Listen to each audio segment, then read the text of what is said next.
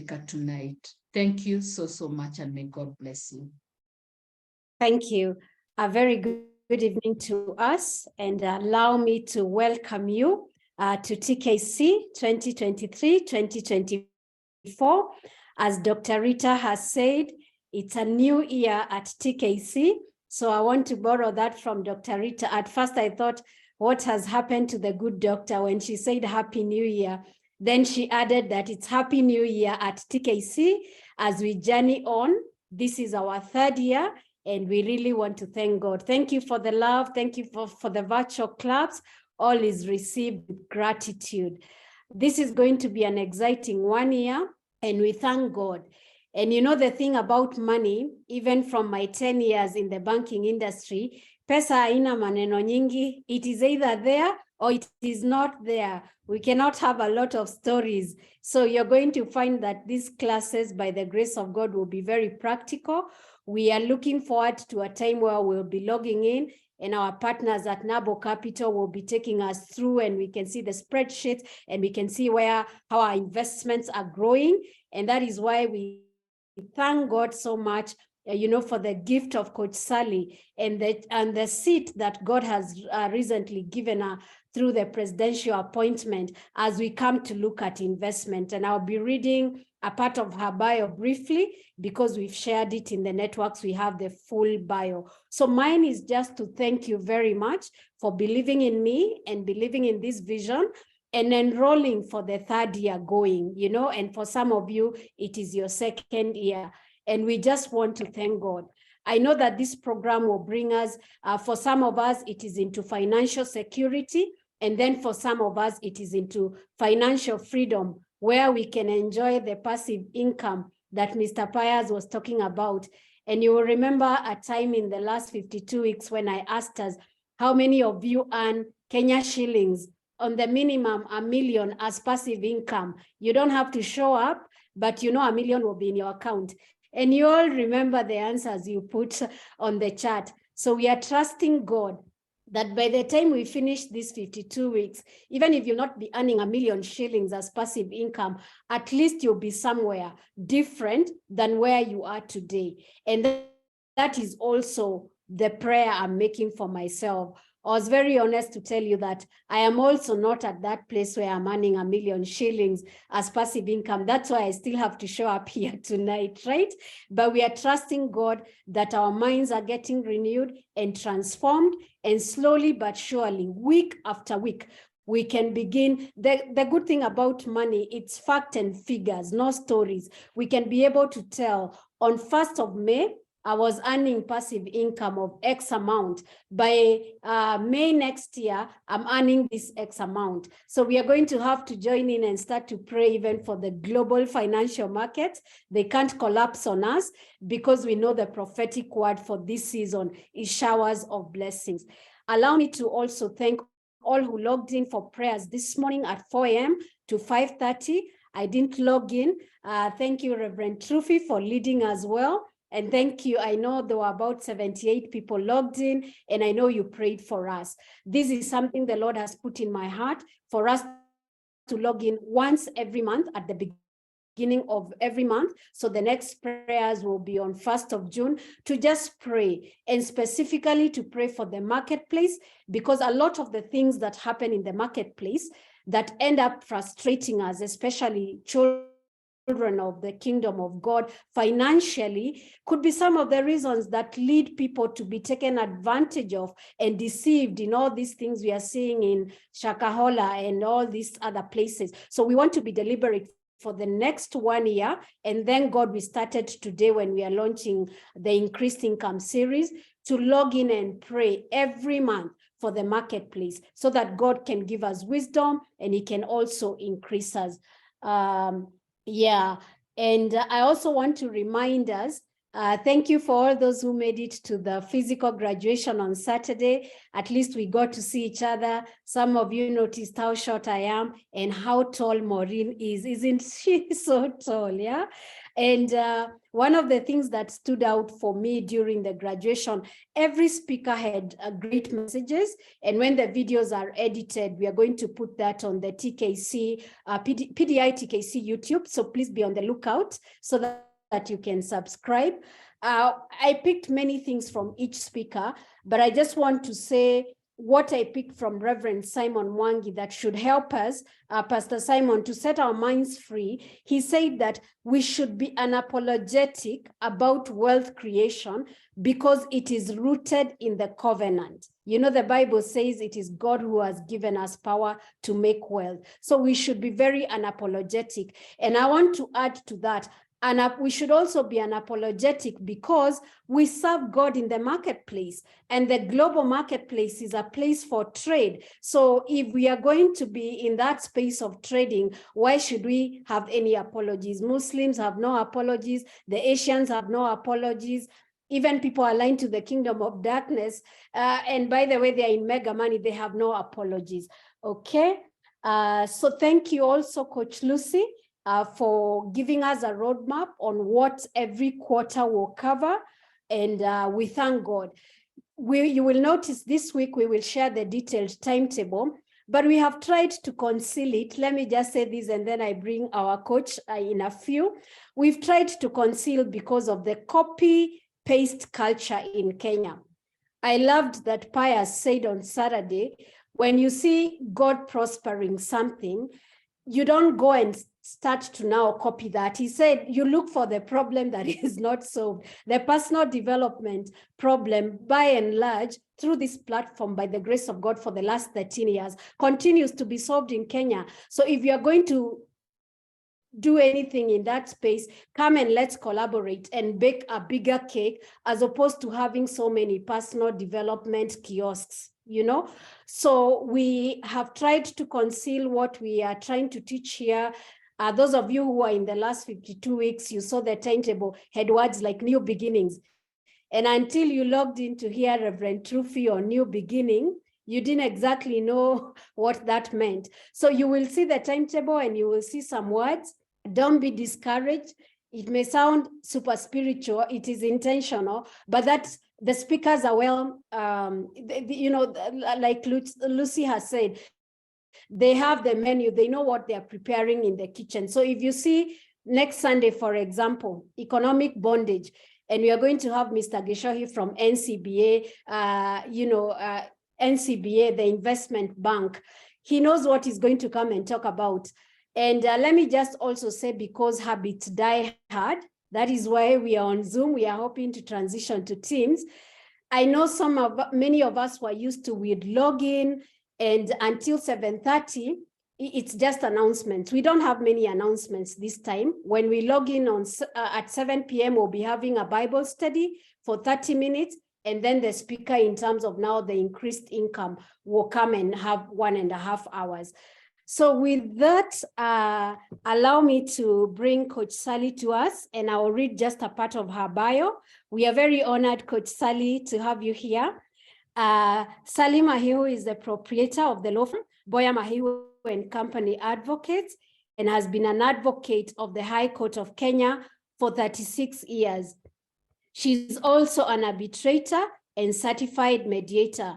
She's also the chairperson of the Kenya Investment Authority, a presidential appointment she received recently. Sally is also a member of the National Investment Council, an apex body that directs investment policy in Kenya, chaired by His Excellence, the President William Samoei Ruto. And I know that we will read the rest of the profile. So with the joy of the Lord, let's put our virtual hands together, love hearts, you know, whatever you want to do, flowers, and invite our very able coach, Sally Mahiu. Karibu. Thank you, Irene. And greetings to all of you on this group. And congratulations for those who graduated on Saturday. Well done, way to go. So my task today, Irene always makes it very clear. She has given me very clear directions on what she wants me to address today. And so I want to use my time very, very wisely. And the first thing Irene requested me to address was the issue of overcoming the poverty-stricken mindset. So I'm going to address that in a minute.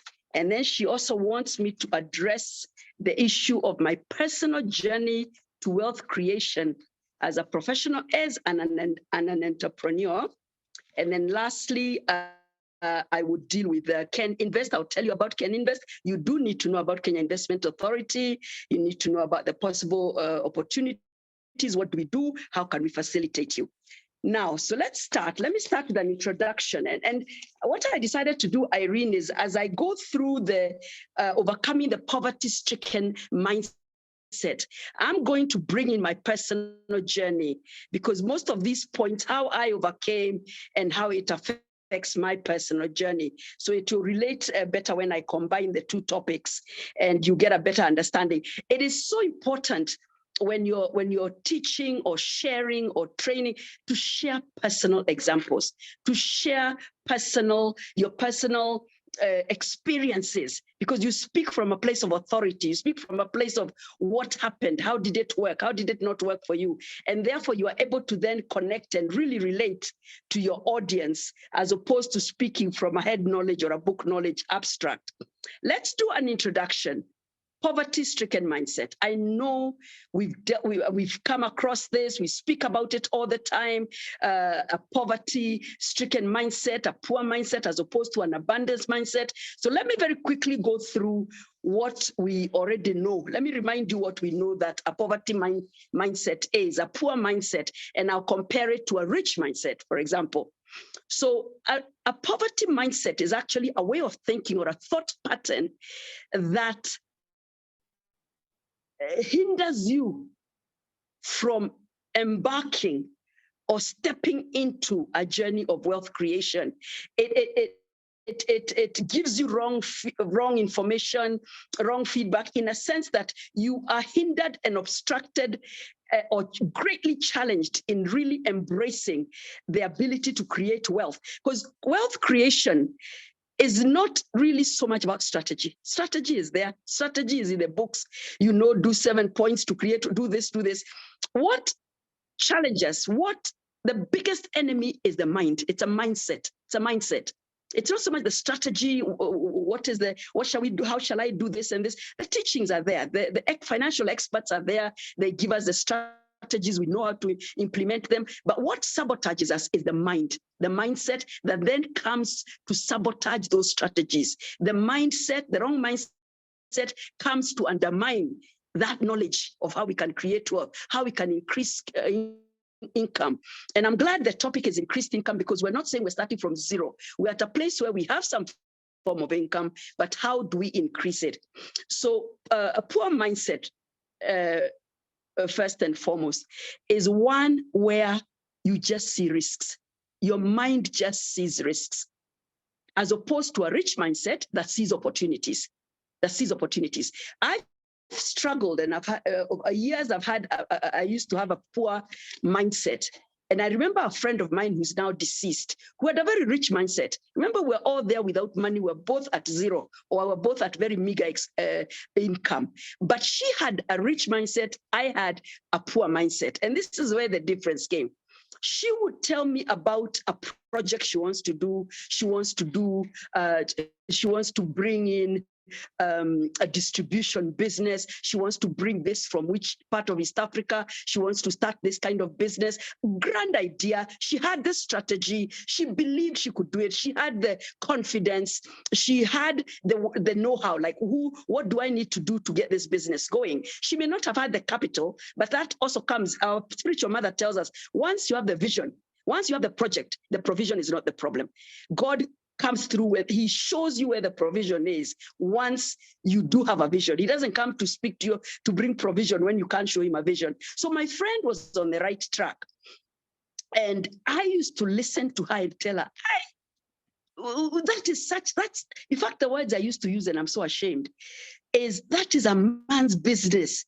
Those businesses you're talking about can only be done by men. Those are such complicated, it will stress you. What if your trucks gets spoiled on the way from Mombasa?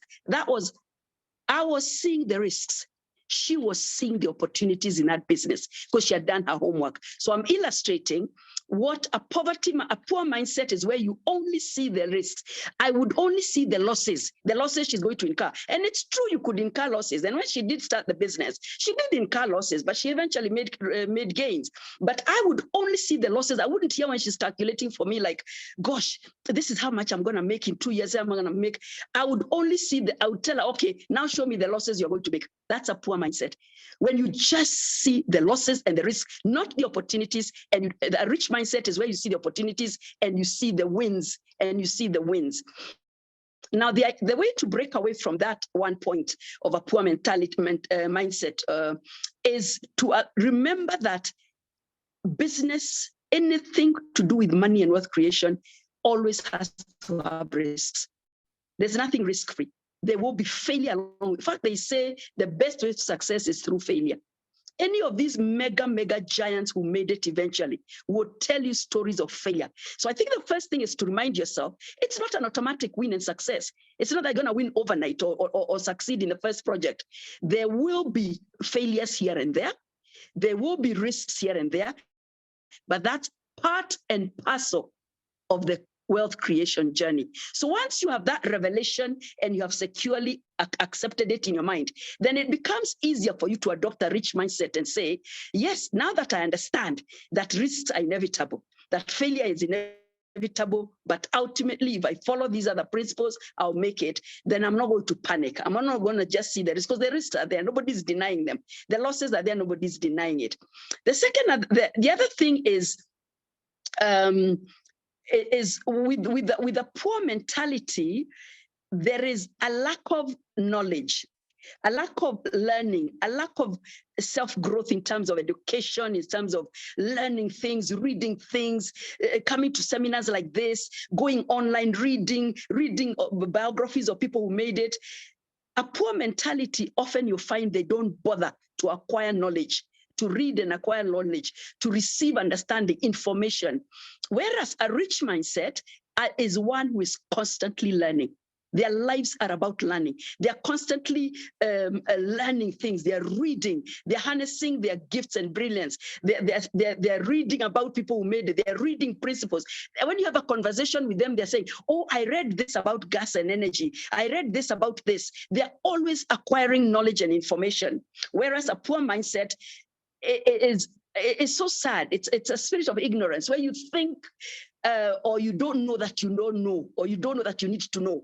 And you need to change that and know that this journey to increased income and creation needs you to begin to acquire knowledge and information. Get all the knowledge and information you need in order to embark on this. And that will change your mindset, because the more you get, the more opportunities you see, the more understanding you get.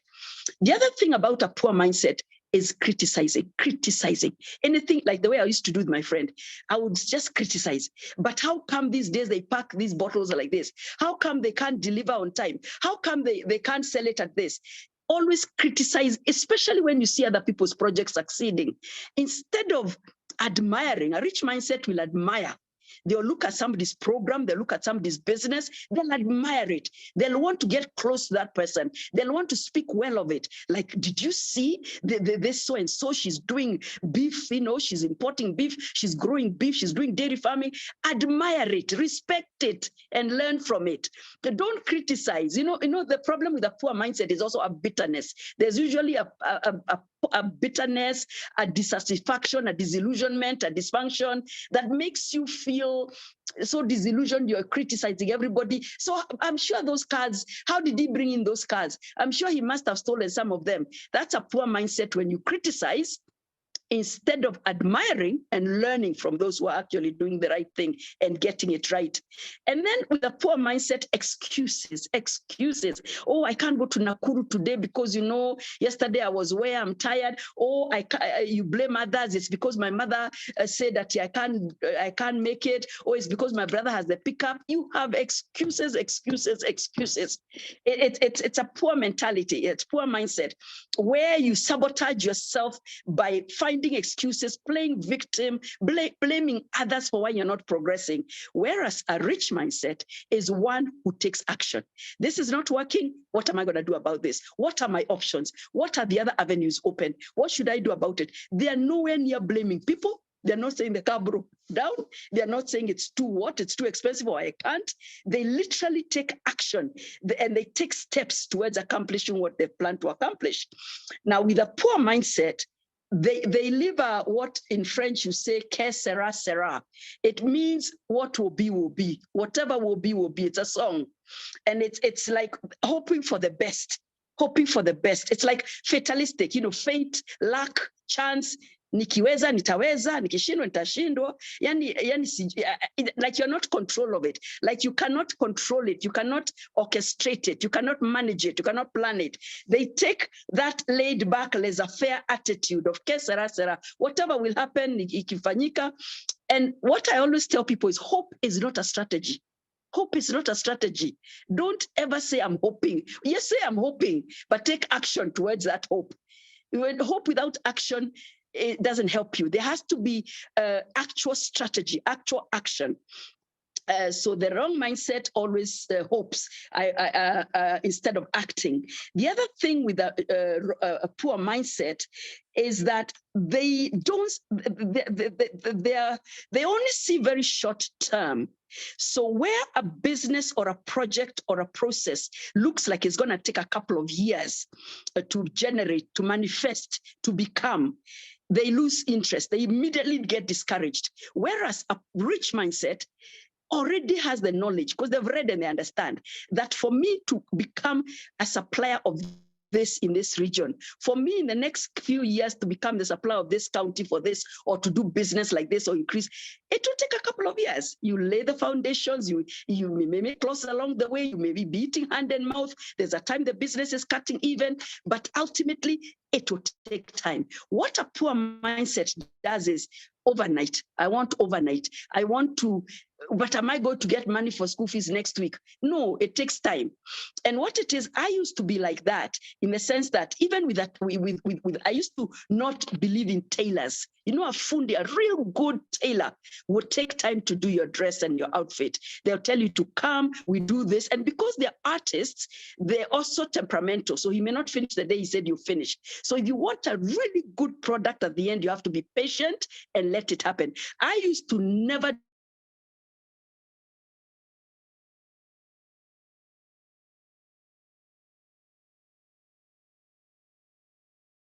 and it's working, and I don't want to wait and I've unmuted, yes. I don't want to wait. So that's a poor mentality. Why you don't want a good product? So I'd buy a cheap dress instead of waiting for a real masterpiece, the way I would have really wanted it. So you need to look long-term. A rich mindset looks long-term. It knows there's a process. The gains will be, it's not short-term pleasure.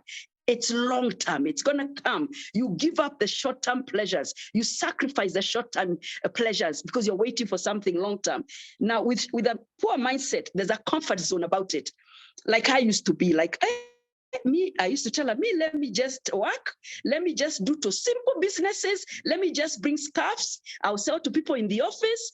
And there's nothing wrong with selling scarves and panties in the office. It's a beginning. But I never used to venture into something deeper or something that will bring a greater return or something which I had the capacity for.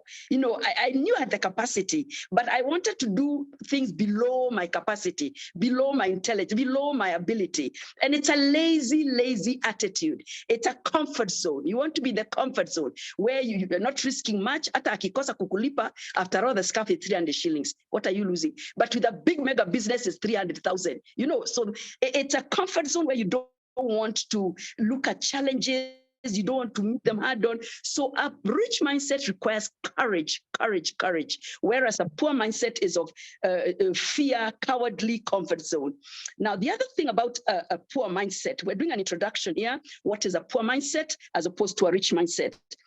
Is the issue of even when they save money, even when you save money, you're saving it for your own comfort, your own fear of not having. So you save, you're not doing anything, you're not investing it the way Jesus told that guy. Here you are putting it, you're hiding it, you didn't do anything with it. You're supposed to invest it, you're supposed to use the money. So what it is a poor mindset accumulates. They think they're being very sensible, they're being very prudent, they're not spending much, they're saving. So every time they look at their bank account, they see a big fat figure, and they don't want to touch it. They don't want to risk it being touched. So they save money as a goal. They save money as a goal. They see money as the end goal. And that's why they save it. They say, now I have 500,000, I have 2 million in my account. That's a goal. That's not the goal. Whereas a rich mindset sees money as a tool. It's a tool.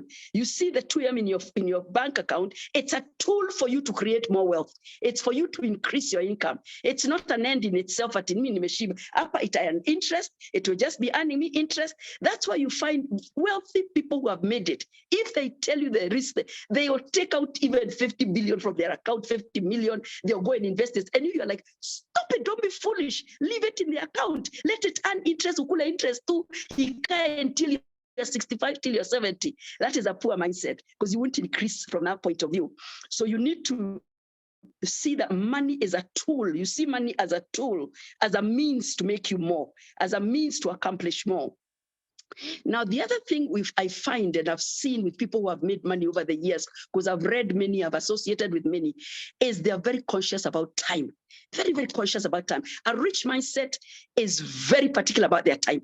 In fact, you'll almost irritate them when you're taking up their time. You want to call them, you want to chat, you want to sit in their office and waste their time. They are very particular. What is it you want? What is it we're discussing? They're very clear. Whereas a poor mindset, I don't know, maybe it's that lack of knowledge I said, an ignorance kind of thing. You don't understand the value of time. Just time is currency. You waste time, you spend time talking about the idea, not quite doing anything. So you find people are using your time, you're wasting your time. But a rich mindset is the one that counts time as an asset, as a valuable currency that they cannot afford to waste. And then the other thing with a poor mindset is that they don't, a rich mindset thrives in healthy competition. There's always be other people doing the same business. It's okay. There'll always be other people doing programs like I read. There'll always be other people doing what? It doesn't mean yours cannot succeed. So what it is with a rich mindset, they thrive.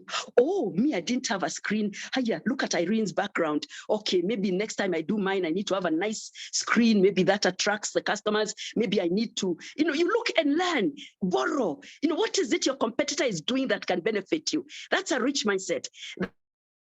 That's, what is it I need to improve? When you hear this one is distributing more sodas, this one is doing more mishiris, more avocados, you're like, hey, how come they're doing more to the UK? Oh, they're now doing Russia. Maybe I need to check whether I can also do Russia. It's healthy. It's not about copying because the world is full of us to do business, yeah?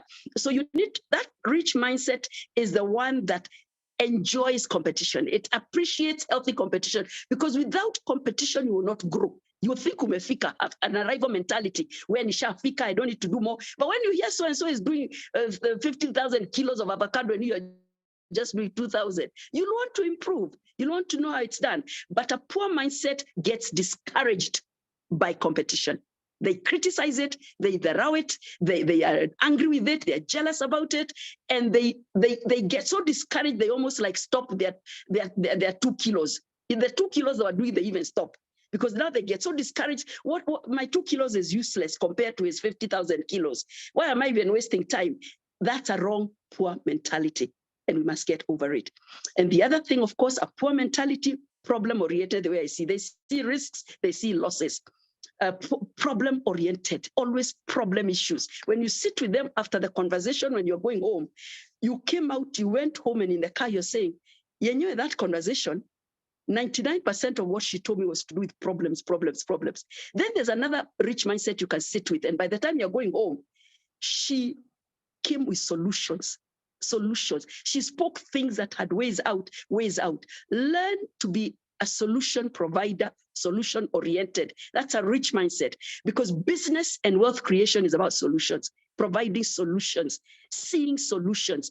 When you become a solution provider for people, that's where your wealth can just grow overnight, because life is about dilemmas and problems. You need to solve the problem, meet a need, fill a gap, filling gaps, meeting a need, solving problems, overcoming challenges and dilemmas. Once you're that minded, once your mind looks at how you can resolve it, then you're headway towards a rich mindset. Then the other thing about a poor mindset, when it comes to relationships, they form relationships to see what they can get out of it, not what they can give into it. And I'll talk about this a bit later. It's about what is it in it for me? What can I get out of it? It's a very wrong mindset towards forming a friendship, because you're just seeing how you can get something from that person, not how you can add value and benefit them. Because it should be a two-way thing, a balanced thing where you say, I know I can get this from so-and-so, but I can also add this. And that's a healthier way of looking at it. Whereas a rich mindset forms meaningful relationships. And without an agenda of using those relationships negatively, use them to benefit yourself, you form them.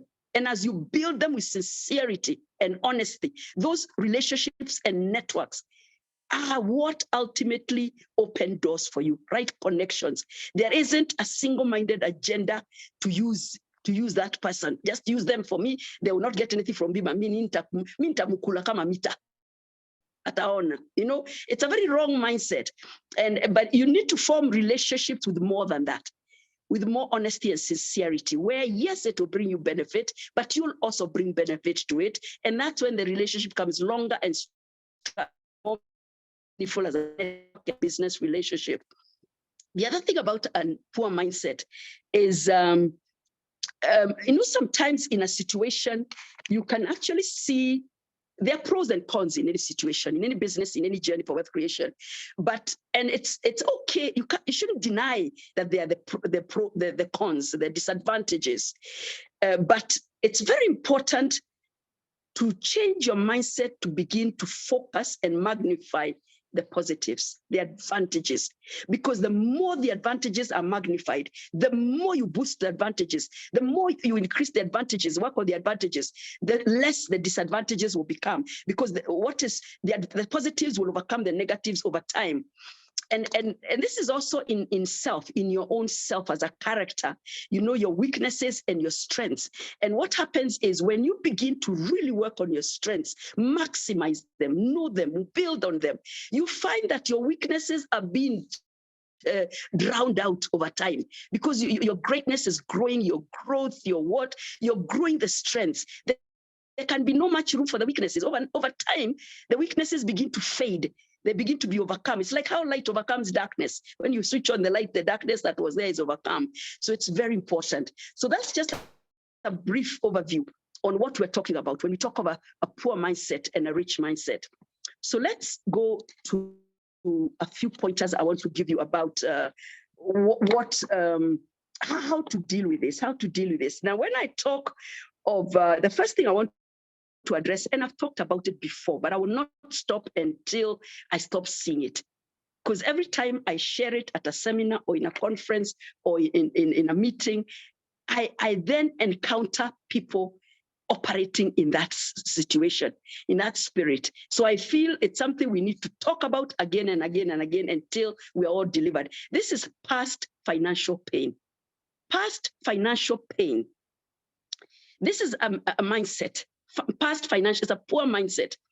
And this is where you allow your past lack, your past poverty, your past struggles, financial struggles, to sabotage your future abundance. You allow your past lack, your financial struggles in the past, you allow them to sabotage your future abundance. And this is how it works. you've struggled. And I think 80% of us Kenyans can say we were not born with a silver spoon in our mouths. In fact, there's a chapter in my book I write, many of us were born with a wooden muiko in our mouths, not a silver spoon. The colloquial silver spoon means you are born into wealth. It's a very small percentage that were born into wealth, where they've not had to struggle. Many of us were born with a wooden muiko, where we had to make ends meet, where we had to really focus on that education, the skills. We really had to work or do something to improve ourselves, to come from that background of poverty. And what it is once we do come out, and you are coming out, you find you're coming out and you're driving a car, Uber size, yes, you have a canapart. I mean, you're coming out. You're not where you used to be. Surely there is a progression in your financial status and everything. What happens is, instead of really holding on to that and increasing it and following that thread, follow that thread of wealth creation, follow it. See, you've come, and what encourages you is, see, I used to walk. See, I used to take a matatu. See, now I'm driving a car. Who says I cannot have a fleet? Who says I cannot do? Who says I cannot fly? So what it is with a poor mindset of this financial pain, the pain of what you went through, you refuse to heal from it. Sometimes it's a stubbornness, I think. You almost enjoy the pain you suffered. You enjoy that having been a victim. You want to dwell, you want to hang on to it. You want to hang on to how you suffered. So you don't talk of how you suffered and how you came out of it by the grace of God as a testimony. You talk of how you suffered almost like something you're relishing, something you're using, sort of like to justify yourself. And often what happens with this mindset of past financial pain, when you're still wounded, you're wounded at what you went through. You're wounded that you had to walk to, you're wounded that you had to walk to school. You're wounded that one day you had to go without shoes. Instead of looking now and saying, now you can wear all the pairs of shoes you want, you get stuck there. And you begin to hate anybody wealthy, anybody rich, anybody who has made it and is ahead of you. You have such a resentment. Your perception of why they have money is they must have stolen. They must have been corrupt. They could have gotten it fairly. They could have gotten it with good work. Or anybody who was born with a silver spoon, you resent them. It's not their fault. They were born with a silver spoon. They were born into wealth. That's not their problem. It's not your problem. So you begin to hate them and almost resent them. And if you are to be sat down and asked, this person did not say where he was to be born or which family. He just happens to have been born into wealth. How can you hate such a person? How can you resent? They're not doing anything negative to you. Now, it's a very poor mentality. And it's a poor mindset where you get really resentful. You become unteachable. Remember, you learn from those who have done something. If it is preaching, if it is ministry, those who want to become good, great ministers in this nation, they will aspire and follow people like Reverend Wairimu, people like Bishop Lai, people like Bishop Gitonga, people like Bishop Muheria. They'll follow the ones who have made it. How did they get there? How did they become this in ministry? You admire and you aim to learn from them. But with a poor mentality is where you resent them. At how come they're doing ministry? They have such a big church. How come? You would never grow with that kind of mentality because you reject any lesson they could offer you. You don't watch their programs. You don't want to hear their testimony. You don't want to read their books. It's a very sad sickness. You sabotage your future abundance because of your past lack. And the lack is gone. It's going, it's gone, it's going. So it's very important for us to come out of there because you end up blaming others. Why were you poor? Is it because the neighbors were rich? That's why you are poor. The neighbors had nothing to do with your poverty. And then you become defensive. Every time something goes wrong, you say it's because the neighbors are rich and it's because these rich people in Kenya are driving their big cars. Even you, when you get your car, the same road a big car drives, the same car your car will drive. And when you get that big car, you drive that car. So I think we need to come out of that resentment. It's a very toxic attitude and mentality, and we need to grow from it. I grew up with my grandmother. My story is is not unique. It is probably typical of every other one of you, whereby my father was among those who were very sharp in school, but very poor stricken. So he was chosen together with people like Tomboya, Obama, all these young, very sharp, from Mangu High School, from Alliance, from where, they were taken on what is called the airlift. Many years ago in the 60s, the airlift. So they were taken to America on a sponsorship. And they went there and they were studying. So when I was born before he went, and he left me with our mother. And now, we then, his relationship with my mom went sour.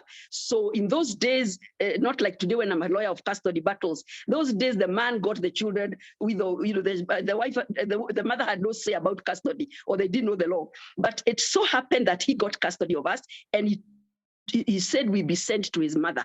He was in America. He said, my children, let them be sent. His mother was a single mother. She was poverty-stricken. So we grew up poverty-stricken in Odero, and we suffered and suffered and suffered. But Salimahihu, today Salimahihu, who was Salikahara then, chose to see the grace, to see the opportunities that kept coming over time. My father eventually came back. Eventually, I went to school. Eventually, we began to not be so poverty-stricken. Eventually, things worked out at the end. So what it is, what I'm saying here is, it's a choice. I chose not to allow the fact that, there were people in school with us who had shoes, as we had very poor clothes, our clothes were torn. I chose not to allow that pain. It's painful because you think about it and you're like, oh gosh, that was such a sad time. But I chose to see the bright future that came with it. See, it brightened. See, in the end, the darkness went. See, I came to where I am now, and I can eat well and I can live well. Why would I want to remain in that pain of the past, of my financial struggle? I chose to overcome that pain, and I chose to pursue the abundance and follow the wealth creation path. And today I can sit back and say, I have nothing against the wealthy. I grew up knowing I mustn't resent the wealthy. I admired. I liked, she had a nice dress. Me, I don't have a nice dress. And I said to myself, one day I'll have a nice dress. I wanted to learn. I wanted to learn how it works and how did they get there? So over the years, I have never had a problem with the wealthy. I have never been critical at how they made their money. All I want is emulate good examples. How did you become a good lawyer? How do you increase your income as a lawyer? How have you made it this far? Learn from them. Don't resent them. Associate with them. And then the other thing, I told you the story of my sister many years ago when I was trying to introduce her. It's a very quick story. Let me say it because it helped somebody another day and they sent me a testimony. We grew separately, how you can grow as steps and half sisters. So we eventually grew up with solid economic background. Eventually, my father came and everything was okay. Not fantastic, but okay. But they grew very poverty-stricken. And when we eventually got to know each other, I wanted to introduce her. One time she came and I told her, I'm going somewhere and I know the business you told me you're doing. I have some friends I can introduce you to who will really give you connections and contacts so that you can boost this business. So I take her to this high-flying function and we sit there. Then I go to greet people. I come back, I find she has gone. I call her and she says, I asked her, where are you? Oh, I decided to take her boda, I've gone. I said, I haven't introduced you. She said, mi nimeona hawa to rich. Nimeona, this is not my area. This is not my place. That's a poor mentality. This is not your place. What do you mean it's not your place? You're trying to boost your business. You're trying to create wealth. Why are you already disqualifying yourself from among the rich? You are a future to be rich. So it's very important not to become so bitter that you resent help. You disqualify yourself for assistance or for help or for lessons or for connections or for networks because you're still so wounded by how you grew up. So the other thing I find is working against us and that I overcame over time was misconceptions about money, misconceptions about wealth creation. And this normally comes either through wrong church doctrine. Fortunately, in our church, we have very sound, clear teaching on things to do with finances. So there's no drama, there's no kifunga macho, there's no double. Anything that comes as a form of manipulation. Sometimes the doctrine is wrong. You're taught wrong things in church about how to make money, where faith, presumption, instead of faith, it is presumption. It is good to have faith that I can do this and I can do this. But sometimes it borders on presumption. You make a radical declaration that by tomorrow, I'll have a jet parked outside my house. I'll have 3 cars. I'll be the MD of here. Those are presumptions. There's a process to everything. There is a way. In fact, our spiritual mother told us one day, the reason why you know a miracle, the fake miracle babies are fake miracle babies, is because even if it's a miracle baby where the womb is healed, where your ovaries are healed, where God sort of restructures your insides and you have a baby where you are not going to have that a miracle. You are not going to have medically, but you have because God has worked on you. Nonetheless, it is not overnight. I got pregnant yesterday, I got the baby today. So there's just some things that we need to grow up out of. There's certain doctrine you need to take responsibility and say, that doesn't sound correct. So the other thing is, it's also wrong. Suspect money mentors. Suspect money mentors. You know, you find people who come to say they're going to make you rich. They come to say that this mercury, a bottle of mercury, you know, they mix tomato sauce and something and they tell you, I'll sell you this, you'll make billions. And many very intelligent PhD holding Kenyans have been conned with those mercury things.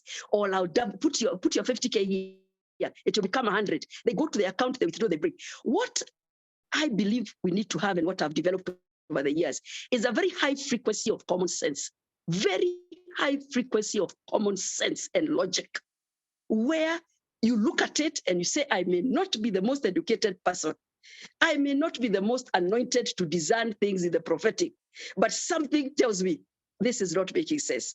This cannot be true. Is why you want to enrich me? Have you enriched yourself? Go and enrich yourself and your whole village and all your relatives. Who am I to you that you want to enrich me with double? Always ask yourself those questions. Don't get blinded to the fact where you lose all common sense. It's very important. So getting the right information is very important. Being obsessed with the right information, correct knowledge, test it, and trust yourself that you're sharper than that. You're brighter than that. You're not that gullible. You're not that vulnerable. You know what? You can believe something that, okay, it doesn't make sense, but let me just believe. No. High frequency common sense. Operate in that all the time. Then the other thing is in this misconception is serikali nisaidie. This is a misconception where you believe that it is other people who have been put in place to create your wealth or to make you wealthy. And you remove yourself from the equation. You remove yourself from responsibility. So even as we laugh at this statement, serikali nisaidie, yes, serikali is responsible for us. It facilitates us. It makes it creates a nation and a state where we can operate and create our own wealth. But it makes it conducive. That's what a government and a state is. But they're not responsible to the point where serikali nisaidie. It's a mentality where it's not. You think of what can I get out of this government? What can I get out of this church? What can I get out of Irene's program? What can I get out of Can Invest? What can I get out of this? You're not thinking of what can you bring into that situation. It's a poor mindset where you're only thinking of what you can drain from that situation, not what value you can add or what you can drain from your connection, your network, your relationship, instead of what can I add? How can we together benefit mutually? So it's very important that that mindset of kusaidiwa, or that people owe you. You know, the serikali owes you, life owes you, people owe you. We need to take responsibility for our own wealth creation and develop that rich mindset and move on. When help comes, it's a bonus. When you get help, it's a bonus. Then the other thing I learned over the years in my journey is the power of small amounts. You know, the problem is sometimes you look at 2K, 500, 200 in your purse and you dharau it. You have such a disrespect for small amounts. Because in your head, you're like, I'm looking for the 50K, I'm looking for the 3 billion, I'm looking for this. You begin to resent the small amounts in your purse, in your account around you. You begin to even not be interested in doing something that may not even cost you lifting a finger, that will generate you that small income. That if whatever you're doing, if I'm going to do something that's going to bring in a K, then I'm like, no, that is not money. I learned, and this is something my spiritual mother taught me. She taught me, learn to respect even that 1K. Because what I've discovered is this: sometimes I may look at a chair in my house and say, "Hey, let me sell this." I go, I tell my people, look for some, put this, tell people to buy this sofa set. You may get 2K out of it. That 2K is my weekly grocery. That 2K is going to do the vegetables, the groceries for the week. Then you go, you say these clothes, I'm so big now, you know, as you grow older, the metabolism. So you say these clothes, let me go, I'll only get maybe 5K. That 5K is your power bill. She taught me how to think. Ask yourself, yes, it's small. What is a small expense in your life? Address, where is that small expense that is for 2K? Where is that small expense of 500 shillings? Where is that more expense of 3? Look, identify, don't despise those small amounts that you can generate. And generating those small amounts, it's actually such a small, you don't even lift a finger. You've taken the sofa, it's been bought. You've taken the clothes, they've been bought. It's not like you're going to do a degree at it to learn how to sell second-hand clothes or to sell a furniture. And they cover expenses that normally go into your budget that you don't have to touch. So for years, in fact, it became a joke in my house. My husband would say, "Ujauza nguo tukule, at least tukule samaki wiki hii. Ujauza kit." You know, I learned how to do it's creativity. I learned how to be creative. What is it I can do that can bring me the small income that deals with my petty expenses? Then I don't have to touch my main money, which I now reserve for bigger things. So learn to do that and don't despise it, because it takes care of what it needs to take care of. Now, the other thing is the why, the purpose. As long as we do not know why we want wealth, why do I want in 2 years' time? I heard Mr. Irene say, by this month, I want to have made this. By this month, yes, what for? What for? You need to have a purpose. You need to have set and said, it's because I want to put a down payment on a house. I want to buy another apartment to rent.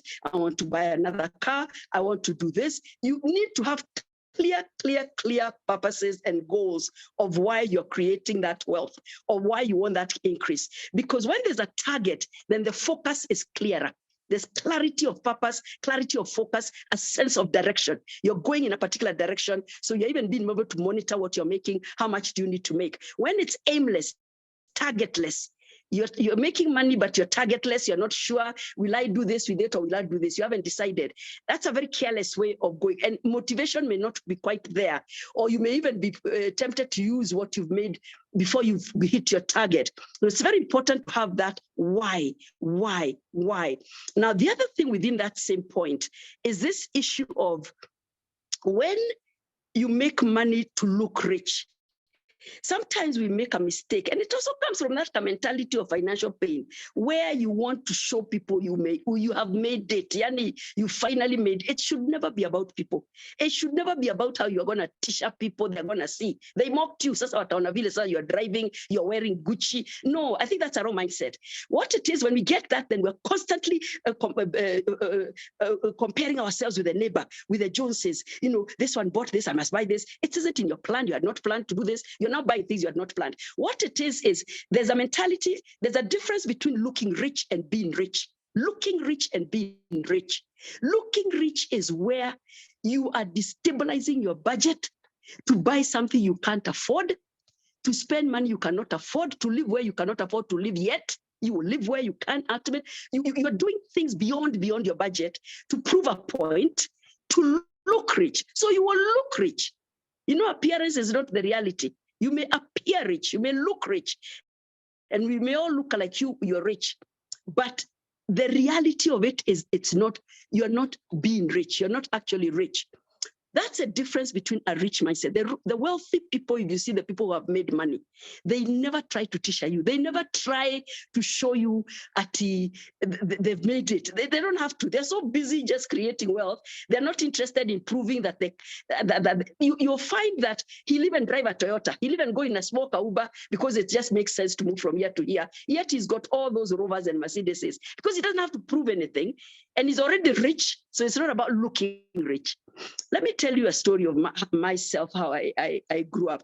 What happened is by some grace, let's say it's of God, I have been able to not be the type that wants to look rich. I don't know. I always felt I want the actual wealth. I don't want the looking it. So what happened is I would have no problem Buying a mitumba, it was the right thing for me. If somebody would tell me, Auntie Sally, there's some other boots, nice boots and nice what, come I show you where they're being sold. Or somebody tells me she's selling off this, can you buy? I have absolutely no problem with buying a second-hand something that works for me and I like it and it serves a purpose and it's functional. Yet at the same time, I could say without showing off and with all much humility, I can afford that Gucci bag. So you're not going for the Mitushis because you can't afford the Gucci bag. It's a decision you make. Like, yes, I could go and spend 20K on those boots, but they're not even actually what I want and I don't need. And these are for this season. Let me get this pair. It's a small example. Or even like I was telling somebody the other day, when I go to Mombasa to do work there, to do business, there are so many tuk-tuks. Do you know people get a shock when I leave my hotel and I say, the driver has not been organized. I tell them, I'm just going to the bank. It called me a tuk-tuk. A tuk-tuk comes, I enter the tuk-tuk, I go to the bank. I don't care who sees me. I do. My husband enters tuk-tuks. So people are like, did you see Mr. Ngari? Did you see Miss Mayu? I saw her going to Naivas Mall in Mombasa with a tuk. We couldn't care less. It's not about looking rich. If you are, you are. So you don't have to prove a point. And what is practical is practical. Sometimes it's just practical. It just makes sense for me to take it. There's no parking there. This guy will drop me here. I'll come out. I'll go where I'm going. So I want us to open up our minds and come to the place where our aim is to be rich, not to look rich, not the facade of it or the appearance of it. And I remember when I first moved to Mombasa when we got married, and we lived in a nice apartment in a place called Kizingo, and my sister lived my sister-in-law lived in a place called Kisauni. So I remember one time telling one of my Nairobi friends, she came to visit. No, I came to Nairobi for something, and I was telling them, yes, we're so happy in Mombasa as we live in Kizingo, and Kina Margaret live in Kisauni. She said, why are you saying such names? They sound like Kariobangi. Don't say that. Call it another name. I said it's called Kizingo. Imagine it's called Kizingo, and it's very nice because it's a very nice place. If you go there today, it's actually it's a very high marketplace. But the name, you see, this friend of mine, she was concerned about how it sounds. Because if you tell somebody I live in Kizingo, it sounds like a slum area. And you don't sound like, then you don't look rich or appear rich. And I was like, but it's called Kizingo and I love it. It's a very beautiful apartment. Kisauni is by the ocean. It's just that it's called Kisauni and Kizingo. So I explained and I took her. I actually showed her those places. Like, oh, they're so posh. I didn't know. Then I said, I told her, you wanted me to change the name. And then I call it, I said, no, I live near the mall, West Side Mall. I call it another name to appear. Are you getting my point? It's very important. Don't get caught up in that, and it's small points, yes, but they matter in your mindset. They matter in your attitude. They matter in how you handle wealth and how you grow in a wealth journey.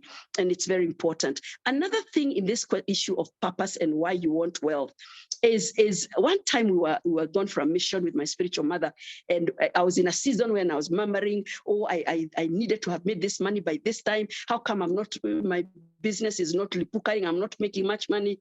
And I think she got irritated. She got to a point where it's like, she's hearing this so often. She stopped. And I remember where we stood by the reception near the flags, and she told me, Ebu, help me understand. What do you want the money for? Are you eating? Yes. Are you sleeping? Yes. Are the children going to school? Yes. Did we fly here? You paid your own ticket? Yes. She asked me several questions because I think it had come from a very bad attitude, that murmuring of mine, because she told me, if you knew the level you are at compared to many other people, my spiritual mother is Reverend Teresia Warimo. If you knew how other people are struggling, you would be thanking God, not murmuring. And you would be saying, right now, my children are in school. We haven't been sent out. We are eating. If in a medical situation came, I'd be able to afford a hospital. So let me say, I want to create wealth, yes, because I have these certain goals. But let not become a murmuring and a complaining in the face of God, like you're destitute. Even if you are destitute, we're not allowed to complain. But it just came off so badly. She told me, if somebody who is struggling heard you right now, Minister Sally, they would be so offended by your words because they know where they're at. So what I'm saying is that sometimes we need to stop and say, this, and this are working. And that's why I can be patient with the process, because at least this is working. My children are going to school. This is happening. This is happening. So, and we're talking of increase, meaning we're not at zero. We already have some income and we need to increase. So that was a question I was asked, and it changed my attitude completely. From that day, I stopped complaining, I stopped murmuring, and I always looked to see, yes, I may not have made it to the goal where I wanted to make it, but what already is working in my life? What is it I'm already being able to pay? What is it? Thanking God at every level. Thank you, Terry.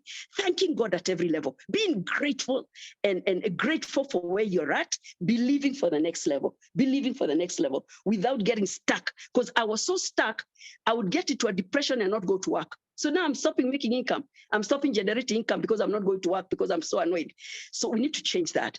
The other thing has worked for me, I'm talking also of my journey that has worked for me over the years, is the having some recognizable skill, some recognizable qualification, some recognizable experience, something you can say she's a teacher, she's a nurse, he's a matatu driver, he's a private car driver, he's a shop assistant.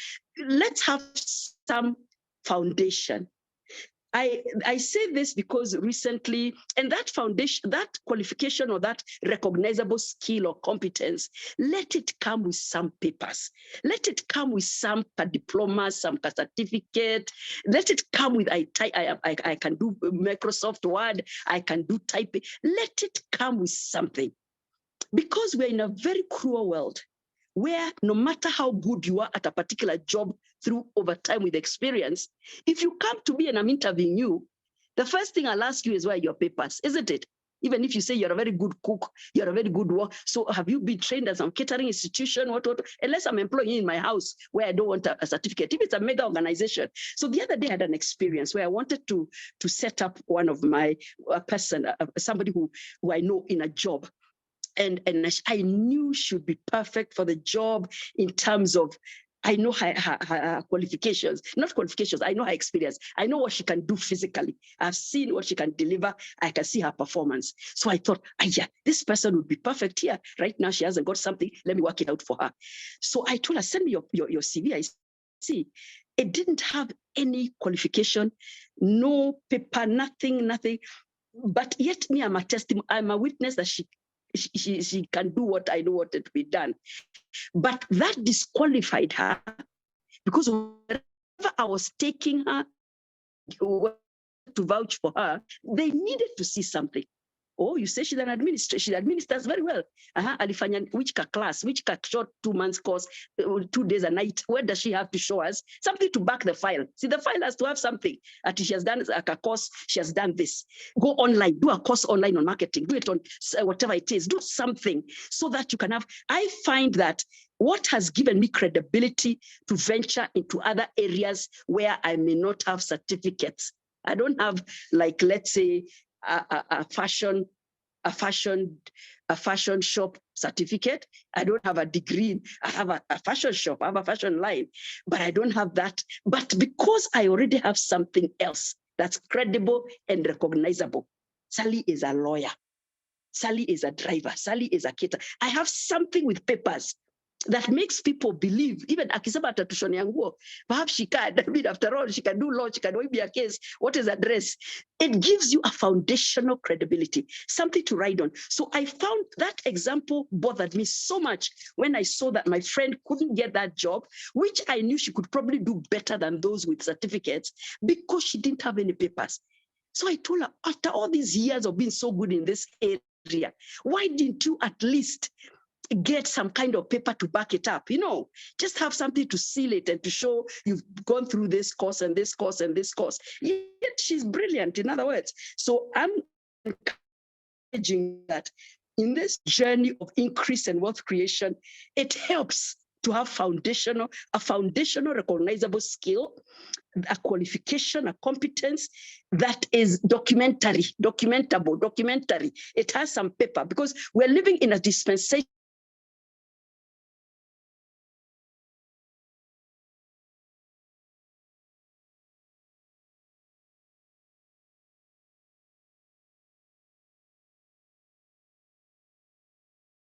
Coach Sally, you're muted.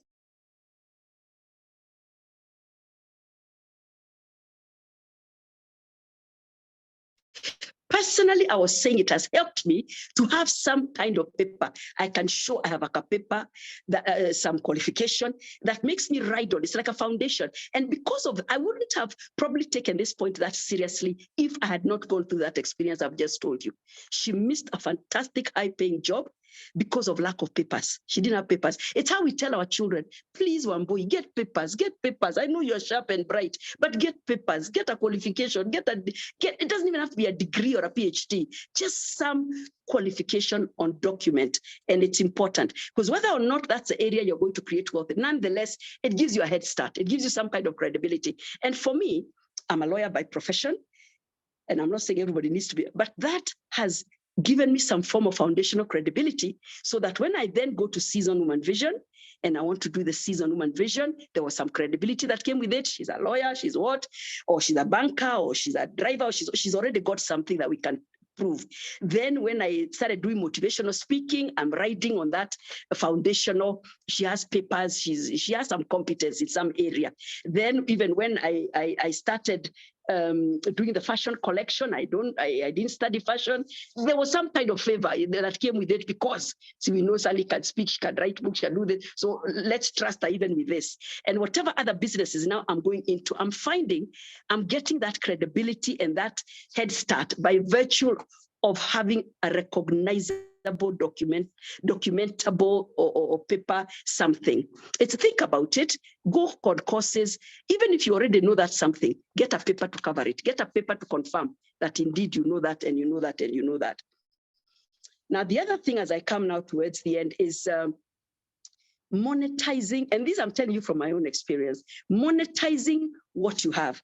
Remember, Sally's a lawyer, she studied it and it has worked for her. She has run her business and she has created some money. She has paid bills with it and everything, and it has worked for 36 years. So now we're not supposed to sit still on one thing. So here I am venturing into other areas. And these other areas, this is where you monetize what you have. What beyond my law degree and my master's degree that helping me do the law, do I have that I can monetize, that I can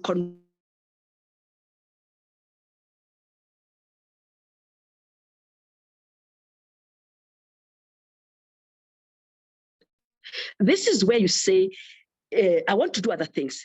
What is it I need? Let's say when I started the Seasoned Woman Vision, there are certain things I needed, like a coaching certificate. I needed some various papers here and there just to give me that credibility. Because even if you have the gifting for something, you need to get paper. Now, what it is you then look at your skills, you look at your strengths, you look at your giftings and talents, and you say, this gift I have, let's talk of me, Sally. And remember, I'm saying this with a lot of humility and by the grace of God. Let's say Sally can speak. Let's just take that as an example. She's a good speaker. She can speak. She can articulate. She has that gift of articulation. She can communicate well. That's a gift. And it has come with harnessing it, of course, and reading about it and learning. How can I monetize that? Then you go into motivational speaking. Let's say, for example, then let's say I say, I'm friendly. I'm actually a very friendly person. There's a likability. You know, the last time I taught you about LQ, likability quotient. Be likable. Don't be a person who is so annoyed every time you're moody. People, be likable. I'm likable, and I find people like me. Maybe not everybody here, but people like me. There's a likability, not the whole world, but that likability is, to me, it's a gift. I just use it as the ability to be likable, the ability to be friendly easily without stressing, to be very friendly and to really be warm to people and draw people towards you and whatever. That has worked for me because doors have opened that ordinarily would not have opened by virtue of just qualification alone. They've opened because people will choose you because they like you. There'll be two people with the same qualifications, the same business proposal, the same business project. But for some reason, if you are likable, likability, friendliness, an air of friendliness, not a darkness of, oh, we like you, oh, we like you, oh, Miss Mayers. That has worked. I never used to see it, but I've started seeing it. I began to see it and I began to monetize it, which means I can knock at doors, I can ride on that likability, that friendliness. I can ride on it. It's a goodwill towards people. It's like a goodwill towards people that pays back in time.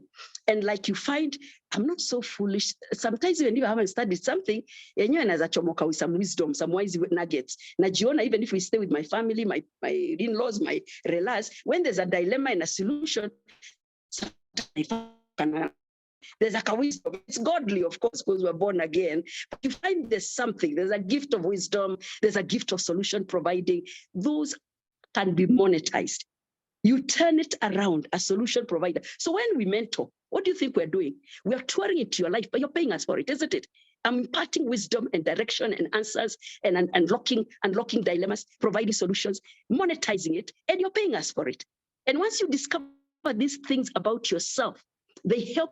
You don't sit on them. They will ultimately turn into money at some point. A percentage of our gifts will be given free of charge, is true. Sometimes even the amount of mentoring we do and the motivational speaking we do can never be paid for, kabisa. So there's always that pro bono where you're really giving free, but where you can monetize it. I've had doors open for me because of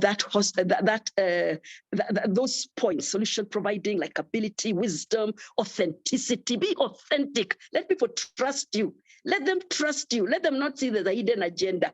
Be open. Be open to say, me, I was not always like this. I could be like this. Sometimes I'm like, just let people see the real you. Be authentic. Don't fake it. And let them like the real you. Because that authenticity warms people. And they know they're not going to get a shock and be ambushed by another characteristic in you they didn't know. So it's very important to look at these gifts, these talents, and use them. A confidant. Maybe you've developed that ability to be a confidant to people, and it works, and people trust you. They come to speak to you. And these are the things eventually people choose coaches they can trust, who can keep their word, their secrets and everything. So it's important to look at what can you monetize. Frida Owinga calls it turning your passion into profit, because there's some passion level there. Something you're passionate, something you can do, something you enjoy doing, you turn it into profit. Monetize what is in your hand. Monetize the gifts and the talents, and which ordinarily you would not even think that they're certifiable with a degree, with a what, but they're there.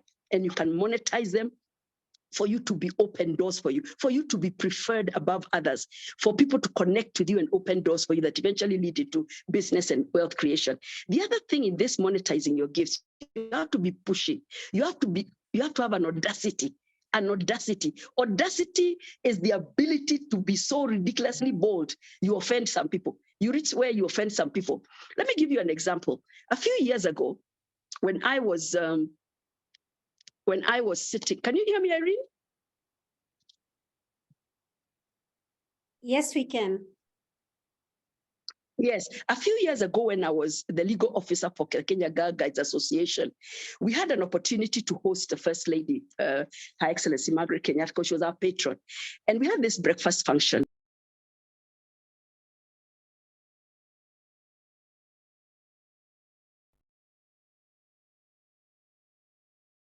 I think Coach Sally has dropped, but I know she will be rejoining.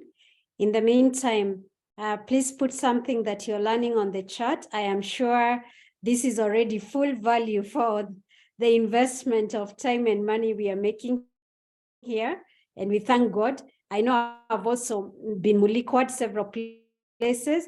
If you've been mulikwad like me, just say ouch on the chat. It's okay. We shall recover. Thank you, Rhoda. You say full value. Be audacious to a fault. Be authentic, no faking it. Monetizing my skill. Ouch. Pastor Terry makes the two of us. Caroline says, where? Ouch, ouch, ouch. I can see many ouches. Paperback is key, very important. I'm currently in school for my master's in coaching. Grace, ouch, it's that day, absolutely, ouch. I thank God that we are finding value for this program, and you will now realize how inexpensive and what a gift it is. And I will be laying some structures next Sunday when we formally begin. If is Coach Sally back? If somebody sees her, please alert me so I can stop talking. Yeah, so we are learning. I need to be audacious too. I'm too polite. Yes, Dr. Stanko will come and Nyorosha us on that. He calls it false and fake humility that he has observed in Kenya, more in Kenya of all the other African countries. Yeah, looking rich and being rich are two different things. Absolutely. But there is a place. Sometimes you not fake it, but faith it until you get there. Because again, on the other side, you don't want to be the one who is so uncomfortable around rich people that you can't stay to be introduced. Yeah, false humility. Being likable, LQ, not just EQ. Back up your talents with papers, absolutely, very important. And our young generation needs to hear that over and over. Hope is not a strategy. Turn passion into profit, absolutely. So you can imagine how many people are missing these lessons just because they saw, and I had to be audacious as somebody is teaching us, because they saw a figure on that brochure, knew we were going to give much more value than anything we could charge. Tuk, you're with Sally, absolutely. There is nothing wrong. I've hoped into convenient, jump into small amounts. I'm glad we are learning and unlearning. Mercy, I see you're logged in. Maureen, help me continue so that Sally, or Coach Sally, are you back? Maureen, help